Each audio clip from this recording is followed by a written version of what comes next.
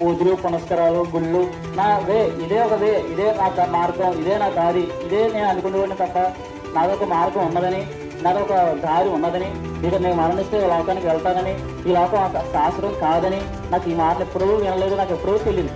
నేనైతే ఒక కాపుల కుటుంబానికి చెందిన వ్యక్తిని కాబట్టి నాకు ఈ మాటలు తెలియదు, ఇప్పుడు నేను పట్టించుకోలేదు. ఎందుకంటే దేవుడి గురించి ఈశ్వరుడు ఉన్నాడని కూడా తెలియదు, అసలు దేవుడిని అప్పుడు రాజ్యం ఉందని తెలియదు. ఇక చెప్పారు కానీ ఇద్దరు ముగ్గురు నేను ఈ చోటు విని ఆ చోటు వదిలేస్తాను అంటారు కదా, ఇక రెండో సేవకు కూడా ఎలనవలేదు చెప్పింది.